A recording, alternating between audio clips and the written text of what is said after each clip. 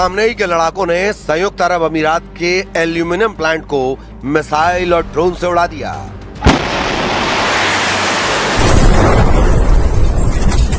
जुल्कद्र की rocket force ने Israel के हाइफा को ड्रोन धमाकों से दहला दिया। ईरान ने विक्ट्री, अरफजान और अल खार्ज में ट्रंप के एयर और ड्रोन अड्डों को फोड़ डाला।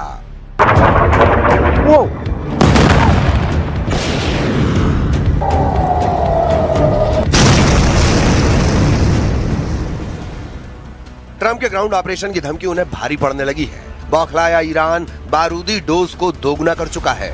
ईरान ने धमकी दी है कि अब जो बीच में आया वो सलामत नहीं रहेगा।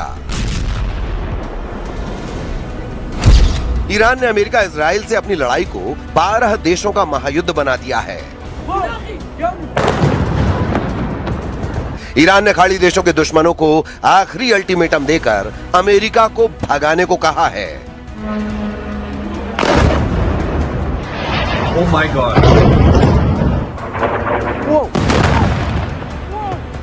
ईरान ने ऐलान कर दिया है कि अगर अमेरिका खाड़ी से नहीं भागा तो 7 अमीरात खाक कर डालेगा। ईरान ने धमकी दी है कि खाड़ी के बादशाहों, राजकुमारों और अमीरों को अब कोई नहीं बचा पाएगा।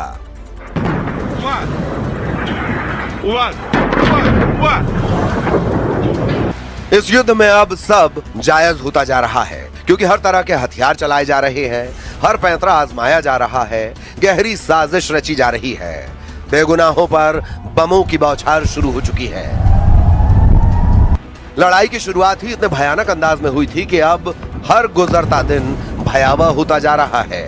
इधर ईरान ने 2 साल तक युद्ध लड़ने की धमकी दे डाली है। इतने लंबे वक्त तक युद्ध खिंचा तो अमेरिका, इजराइल और खाड़ी के मुल्कों का घमंड मिट्टी में मिल सकता है। लेकिन अमेरिका युद्ध से उल्टे पैर भागने का मूड बना चुका है। ट्रंप कई दिनों से दावा कर रहे हैं कि ईरान हार चुका है। अब उपराष्ट्रपति जेडी वेंस ने भी कहा है कि युद्ध से निकलने का टाइम आ गया है।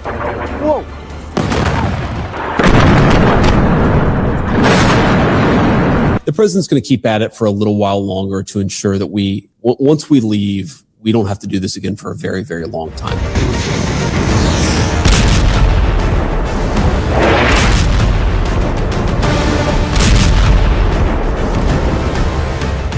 अमेरिका जंग से निकलने का एग्जिट गेट तलाश रहा है, लेकिन ईरान उससे सभी दरवाजों पर टकरा रहा है। अमेरिका को बैकफुट पर लाने के लिए ईरान ने खाड़ी में उसके अड्डों वाले देशों की तबाही शुरू कर दी है। सऊदी अरब को दहलाने के बाद अब ईरान ने अमेरिका को सबसे ज्यादा यूएई में झटका देना शुरू कर दिया है। ईरान ने सिग्नल दिए हैं कि वो यूएई के 7 अमीरात को टारगेट बना चुका है। युद्ध की शुरुआत में ईरान ने यूएई की राजधानी यानी पहले अमीरात अबू धाबी पर मिसाइलों से हमला किया। इसके बाद दूसरे अमीरात दुबई के आलीशान बिल्डिंगों, एयरपोर्ट को ईरान ने शाहिद ड्रोन के धमाकों से मटियामेट किया। लेकिन अब ईरान के निशाने पर शारजाह, अजमान, अल कुवैन, रास अल खैमाह और फुजैराह यानी 7 के 7 अमीरात बताए जा रहे हैं।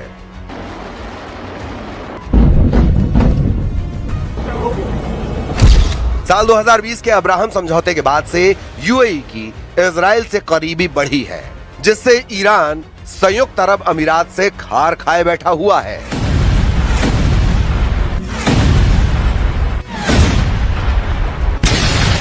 ट्रंप की टीम में शामिल माने जा रहे खाड़ी देशों के कई किंगडम की टॉप लीडरशिप ईरान की हिट लिस्ट में बताई जा रही है।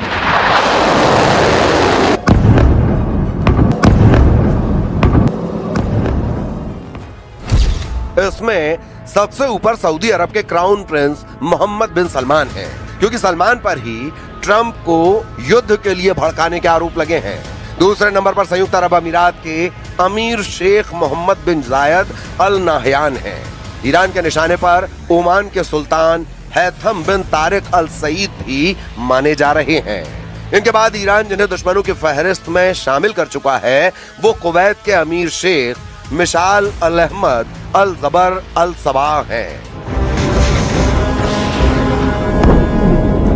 ईरान की मिसाइलें और ड्रोन्स ने पूरे अरब वर्ल्ड को वॉर जोन बना डाला है। सुपर पावर की सुप्रीमेसी को चैलेंज देकर ईरान ने खाड़ी देशों को खदेड़ कर मारा है। ग्राउंड ऑपरेशन की ताक में बैठा ईरान 2 साल तक युद्ध को ले जाने का बंदोबस्त कर चुका है। मीडिया रिपोर्ट्स के मुताबिक ईरान ने कुल मिसाइल भंडार का सिर्फ 1/3 अब तक इस्तेमाल किया है। ईरान के मिसाइल सिटी और अंडरग्राउंड नेटवर्क के युद्ध में इस्तेमाल की अब तक जरूरत नहीं महसूस हुई है, लेकिन जिस दिन ये सीक्रेट हथियार फटने लगेंगे तो सुपर पावर सन्न रह जाएगा। ईरान ने पाताल लोक में बनी अपनी मिसाइल सिटी का ट्रेलर रिलीज कर खलबली मचा दी है।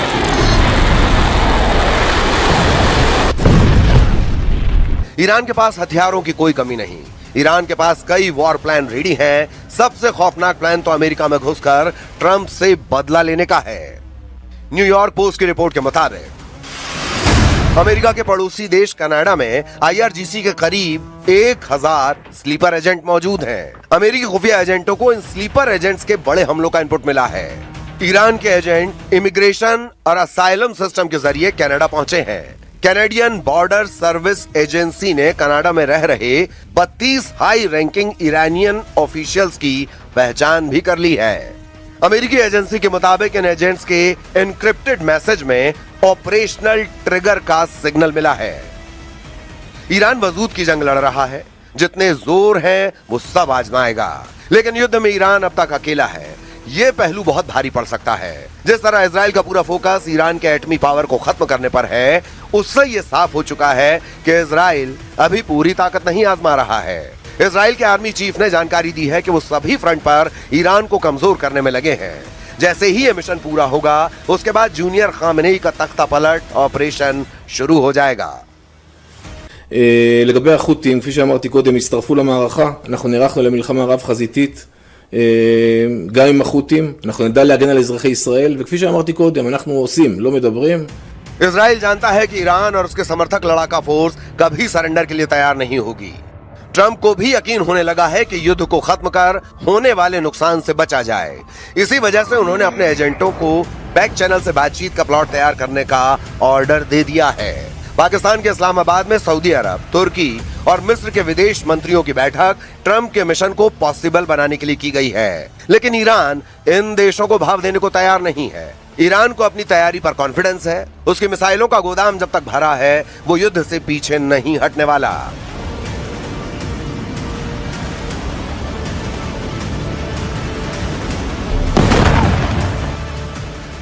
इजराइल पर हुए हमलों में जिन मिसाइलों ने तबाही मचाई है, उनकी लिस्ट देख लीजिए, क्योंकि यही अब तक नेतन्याहू के लिए सबसे बड़ी परेशानी बनी है।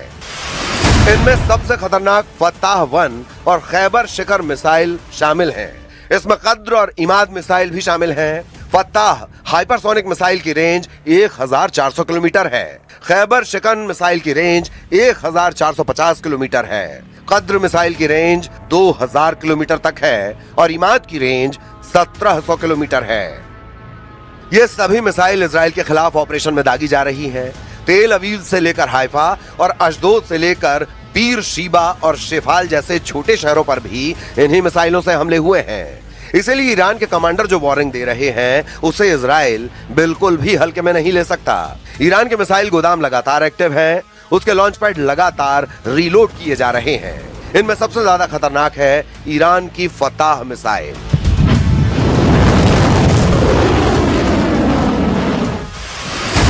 फताह की खासियत है कि यह तेज रफ्तार के साथ अपनी दिशा भी बदलती है, यानी एक ट्रेजेक्टरी में हमला नहीं करती। यह पृथ्वी के वायुमंडल के अंदर और बाहर सभी दिशाओं से गुजर सकती है, और जब टारगेट पर हमला करती है तो इसकी रफ्तार इतनी ज्यादा होती है कि दुश्मन का इसे देखना भी मुश्किल है। यह बात नेतन्याहू बहुत अच्छे तरह से जानते हैं।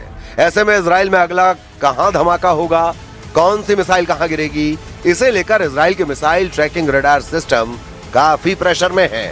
इन सब में खास है अमेरिका का थर्ड मिसाइल डिफेंस सिस्टम, जो पूरे इजराइल को बचाने के लिए तैनात किया गया है। थर्ड 200 किलोमीटर की दूरी तक दुश्मन की किसी भी मिसाइल को मार सकता है। ये 150 किलोमीटर की ऊंचाई तक किसी भी मिसाइल को इंटरसेप्ट कर सकता है। अमेरिका के पास थर्ड की 7 बैटरियां हैं। एक बैटरी में 6 ट्रक माउंटेड लॉन्चर होते हैं। दुश्मन की मिसाइल को रोकने के लिए थर्ड सिस्टम के एक लॉन्चर से एक बार में 8 मिसाइल दागी जा सकती है, यानी पूरी बैटरी में कुल 48 इंटरसेप्टर मिसाइल होती हैं। इसे ऑपरेट करने के लिए 95 सैनिकों की जरूरत होती है।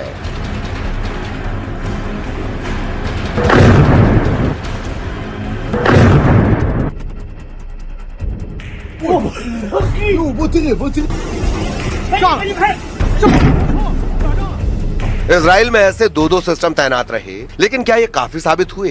बिल्कुल नहीं। हाइफा और तेल अवीव में गिरती हुई मिसाइलों ने बताया है कि ईरान एक बार में सैकड़ों मिसाइल फायर करने की ताकत रखता है और उनको रोकना ना इजराइल के बस की बात है, ना ही अमेरिका इसमें 100% कामयाब रहा है। अगले 24 घंटे इजराइल के लिए बहुत खतरनाक होने वाले हैं।